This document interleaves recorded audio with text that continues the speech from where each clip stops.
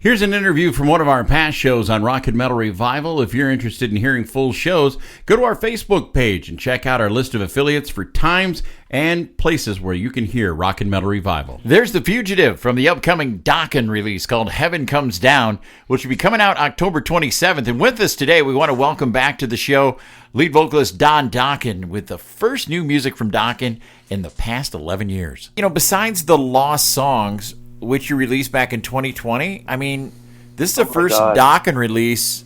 I should say, this is the first Dokken release. 11 years. Yeah, 11 years since Broken Bones. I mean, it's for you as an artist. That's got to feel pretty good to have some music coming back out.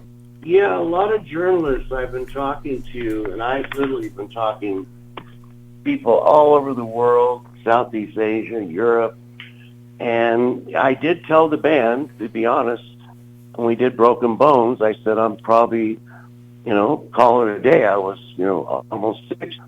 And it's funny, I was playing with the Scorpions, and everybody said, how come the Scorpions, whenever they come to Southern California, you guys open? And I said, because we're really good friends, They call their agent and say, who do you want to open? Or Cinderella, or this band, and that. And Rudy and Klaus, I say, well, can we get Dokken? Because we're all very close. And after Broken Bones, I just figured, the music scene changed, as you know, and you can't make a living off of busting your ass, because I'm a very anal producer. Some bands tell me they knocked out their record in 3 weeks, and I went, wow, you guys must be geniuses. Yeah. I can spend a year, I want to, but I want every song to be, as good as it possibly can be. And on this record, I did the same thing. I would honestly say on this record, because of COVID, we had the luxury that I just didn't listen to the record. It was done almost 2 years ago. Wow. And I didn't listen to it. I just said, I told Bill Palmer, the producer who I hired, and I said, I got to get away from this, and I want to come back and listen to it, not as a musician or a producer. I wanted to listen to it as a fan of rock and roll. And I went back to it, and I ended up driving the band crazy, and I rewrote the songs like 3 times. Nice. I didn't want. And then there's the other way. You can go the other direction, which I can't say their name, but there's 2 bands I've toured with that put out records this year, and I would say they're overridden. I can understand that. Yeah. Too much pot smoking. Yeah. Let's make it like prog, and let's have the music change every 30 seconds to a different beat. And you guys know, you listen to those records. Yep. Oh yeah, definitely. But I'm such a record, freak, and it always drove me crazy, when a new album come out and you see the video back in the day on MTV or it's on the radio and you go, man, that's a good song by so-and-so. And then I buy the record and spend the $18 and before download days, and I put it on, good song. The next song, okay. The next 7, filler. I call it filler. Yeah. Yeah. Both you guys have experienced that, I'm sure. Oh yeah. Oh yeah, all the time. And that's what's great about this album. There's no filler. There's just great songs, man. I'm very proud of it. It's going to be our last record for sure this time. And that's not because I don't want to keep writing. I mean, Paul McCartney's in his 80s, and you got shit, man. I mean, there's a lot of bands out there. I mean, Willie Nelson's in his 90s, Yeah. Man. Yeah. And people keep going because you don't do it for the money. You shouldn't. Yeah. Or the fame. I've already got all that. I've got my mansion, and I've got my estate, and I write because I write. And I always tell people, Monet and Van Gogh, both died penniless, but they kept painting. They painted because that was their love. Nice. And that's what I do. I write because I'm a musician, and I just I can't help it. You know, it's like an addiction. It just drives people crazy because I honestly can say I've written my best songs between 11 o'clock and 4 in the morning. Wow. You know, I don't get up in the morning and have coffee and go, all right, the engineer's coming. You know, I owned a studio for 10 years. I'd show up and we start writing, and 4 hours later I'd look at the engineer and say, I got nothing, boss. You know? Yeah. It's a spiritual thing. I wait for the universe, you know, to give me a spark, you know? And sometimes, you know, and I hate it. I don't know if I can say this on your show, but, you know, I always said, you know, probably some of my best songs were written at 2 in the morning when I was having a pee. There you go, yeah. Nice. Now, I gotta ask, how are you doing physically? I know I saw a video. You did a one of those Zoom video interviews, and you said you had your neck surgery, neck or back surgery that kind of messed up your right arm. Neck. Oh, and kind of. Well, paralyzed your right arm. How's the recovery going? Because I know how frustrating that kind of stuff can get. Like you said, you're in a wheelchair. I don't know if that's what I'm talking to. Yeah. But it was a shock. You know, I was actually on tour with Queensryche about 4 years ago, and they asked me if I wanted to come out and tour with them, but they didn't have the budget and pay me. And I'd done some solo album, all acoustic, and I wanted to kind of experiment. And they said, would you like to open for us? Like just you, an acoustic guitar? And I went, whoa, that sounds like fun. You know, they're friends of mine forever. We had the same managers for 20, 30 years. And so I went on tour with them, and I was playing acoustic, which is a lot harder than playing electric. Oh, yeah. You know, it's big things, and, you know, it's harder, and you got to articulate everything perfect. Mm-hmm. You don't have a Marshall amplifier with distortion, and yeah, to make a mistake. You know, if you fudge a note, everybody knows it. Exactly, yeah. It's bare minimum, yeah. It's right in your face. So I was having problems with my hand, my left hand. And two of my fingers, my two middle fingers, like if you bent them down, you'd have the Ronnie James Dio thing, you know, ward off evil. And I was like, what the hell's going on? So I kept putting lighter strings, and I just was having problems with my left hand. And I'm right-handed. Yeah. So I went to a doctor, and I said, there's something wrong. And every person I went to said, how long have you been playing guitar? I said, 50 years, since I was like 8 years old. And usually most guitar players develop it at some point in their career. They call it carpal tunnel. Oh yeah, I've had it. Because because you have your hand bent over unnaturally, your wrist, your whole life to bend your hand over the neck. And what happens is you get scar tissue, and you know, and those nerves get pinched, and you start having problems. Yeah. So I wasn't stressing. I said, I probably got carpal tunnel. And, yeah, no problem. You know, we'll just do an X-ray, and we can just cut the tendon and loosen it up. And they did an MRI, and to my shock, the surgeon said, your spinal cord is crushed. Whoa. I said, you mean pressed or crushed? He goes, it's crushed. And I said, why? I mean, yeah, I did Taekwondo for 20 years, 30 years. I took a couple hits, and I rode Harley since I was 16. I said, and they said, did you get in a motorcycle accident? Nope. Did you get rammed by somebody at 60 miles an hour? Whiplash? Nope. Did you fall off a ladder from 10 feet? Nope. And so I saw the X-ray. You didn't have to be a doctor to see it.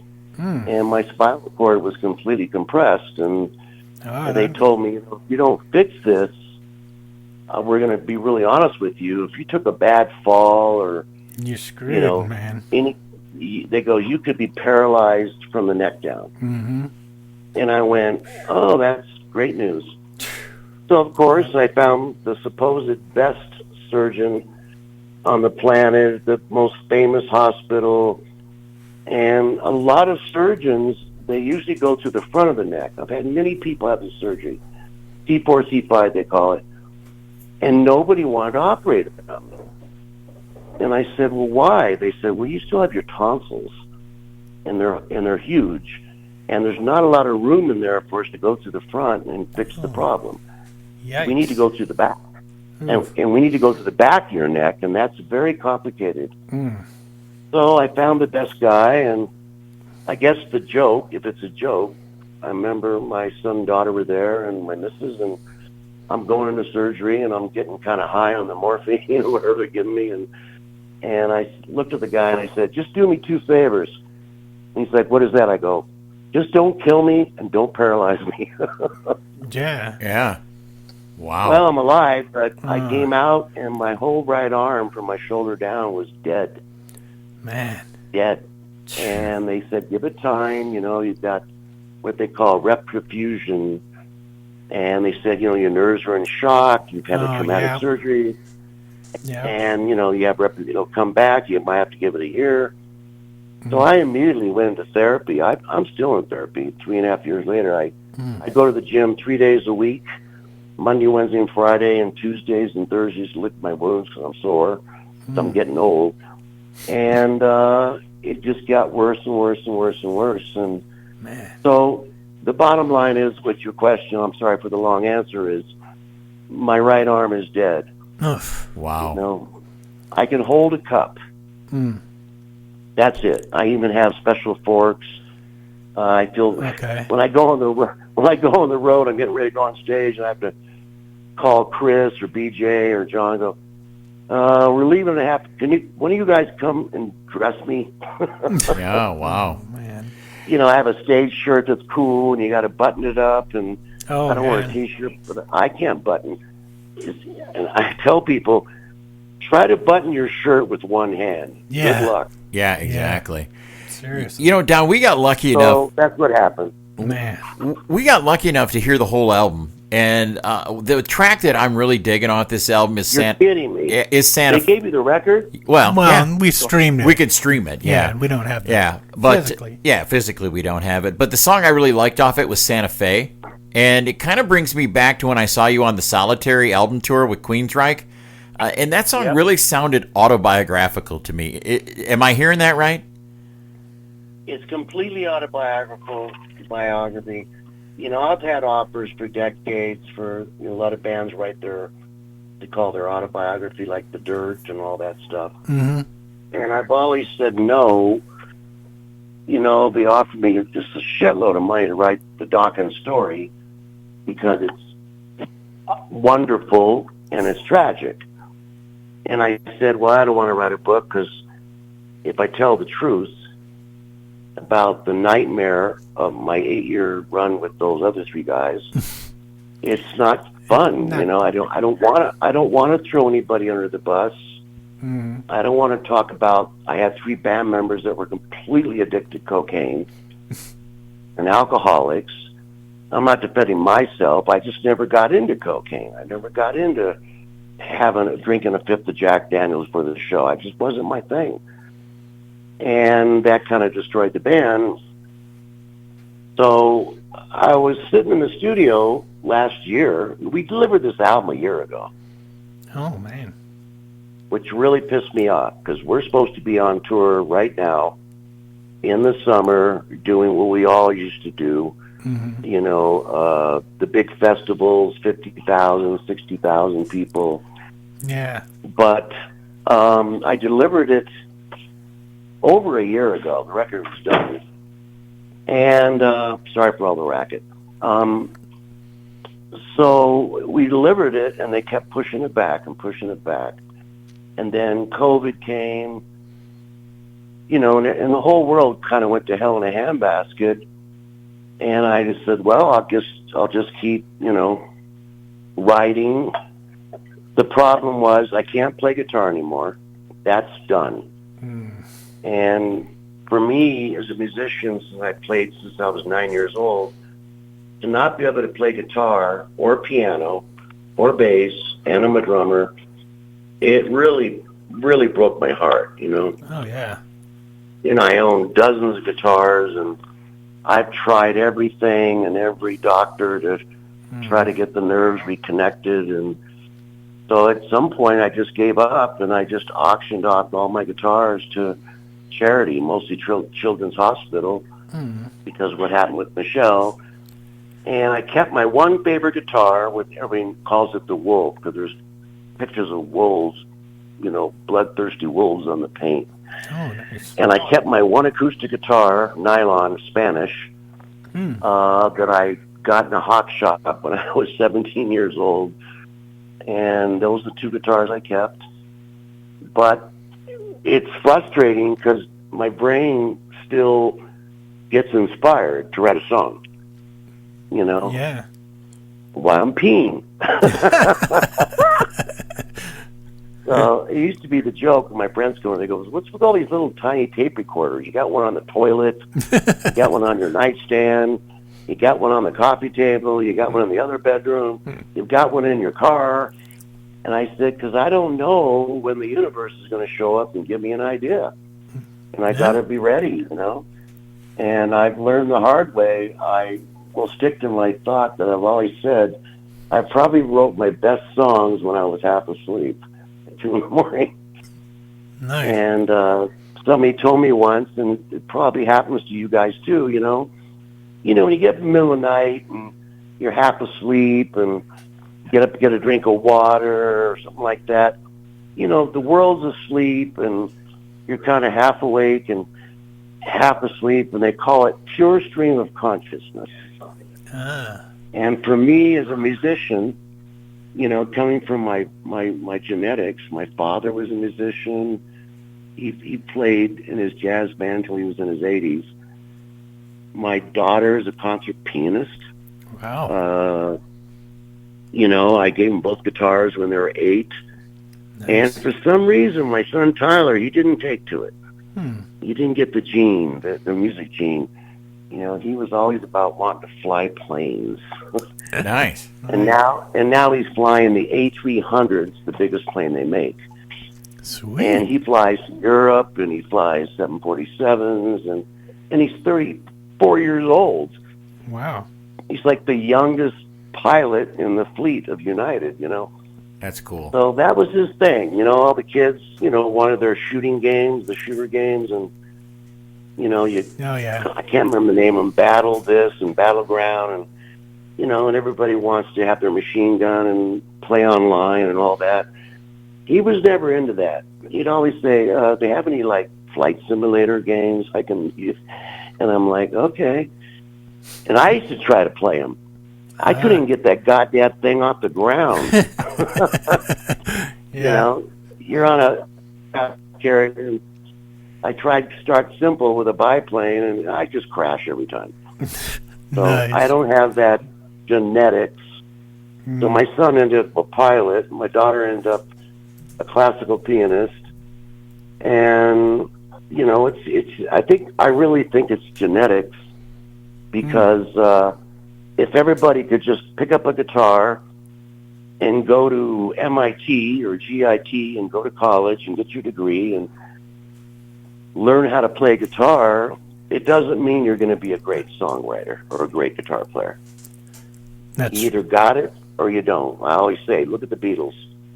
People remember what were they together? 8 years, 7 years? Oh, yeah. Yeah, not very long.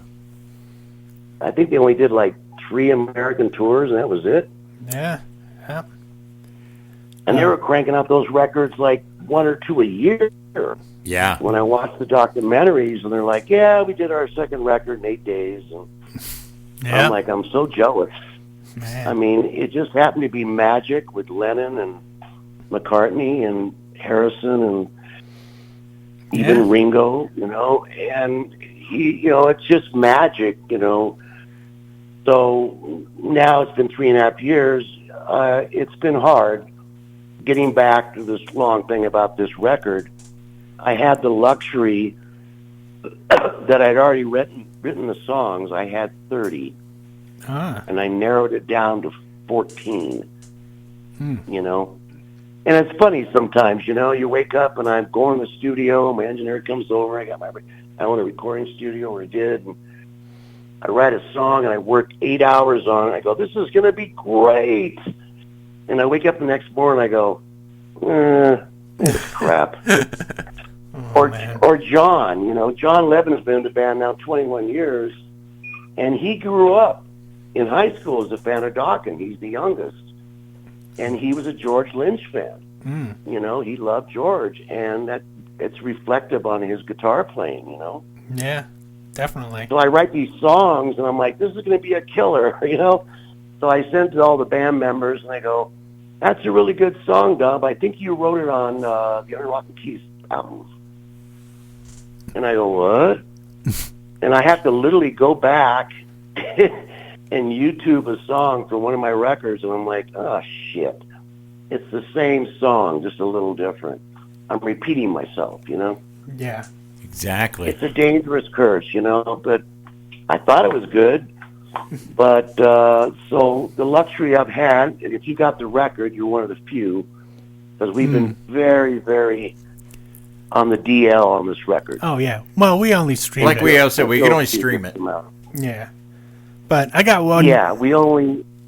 Oh, go ahead. But I'm glad you brought up Santa Fe, because that song was the easiest to write. You know, Dokken was always famous for, like, Tooth and Nail, Back to the Attack, Bring the Chains. We'd always end with a burner, right? Double bass, heavy, in your face. You know, we'd end the record with a big boom. Paris is burning, till the living end. Lightning strikes again. And I didn't have one on this record. I was just hanging out in the studio talking to my producer, Bill Palmer, who's from New Mexico, and he's a country guy, not a rock guy. He's a country guitar player, and he was saying, how in the hell did you end up in Santa Fe, New Mexico? And I said, I'm not sure. So we were just chatting, and he had the record button on my microphone, and we were just sitting around drinking beers for a couple of hours, and I was just telling him my life story. And then I played it back the next day, and it told my story, you know, about being in L.A. and Sunset Boulevard, and got famous and around the world. And I just started picking and choosing things I said while I was just talking, as you see. But to try to write your whole life story in 4 minutes is an impossible task. Oh, yeah. And if you've heard the song, I think, as an act of God, I think I achieved writing my life story in 4 minutes. Yeah, it's very odd. You could tell it was your story, you know. It's autobiographical, and, you know, and I could have gone my typical Don, you know, put drums and strings and violins and solos, and, you know, I could have made a big production out of it. But after I played it for Chris and BJ and John, they said, dude, it's just you playing guitar. It's just a guitar and you singing your life story. Just leave it alone. Yeah. It is what it is. You don't have to put more sugar on the cake. Exactly. And I'm very proud of that song. But the record company, I thought, they're not going to let me put this song out on the record. They want us to end it with a Kiss of Death or Paris is Burning or Tooth and Nail. And I said, well, I'll put it in there anyway. And everybody loves the song because it's just honest. But, you know, if I asked either one of you guys and say, write down your life story, and you've got, you know, it has to be not more than 4 minutes. Yeah. No thanks. Yeah. Yeah. I don't know how you did it. And I did a lot of, you know, metaphoric lyrics, you know, and I could have written like, so I left in L.A. and hopped in my car and started driving down the highway looking for a place. But I've had that luxury getting old now. I've read so many hundreds of books from Thoreau to Walt Whitman, and I wanted to be more metaphoric. And now living in New Mexico, I said, you know, instead of saying, hopping in my car, went down 395 and headed for Mexico, I said, so I hopped on my old horse with a bottle of whiskey to keep me company. along the way because I knew it would take some time to get to Santa Fe. I go, that rhymes. Yeah. And it's a great song. And Don, the album gets released coming up on October 27th. It's out in stores called Can't wait. Heaven Comes Down. And Don, it has always been a pleasure to talk to you and have you on the show. Definitely. And we hope to, we hope you do get back out on the road. We'd love to see you again, and we wish you nothing but the best. Yeah, we're going back out. I'm sorry I blabbed too long.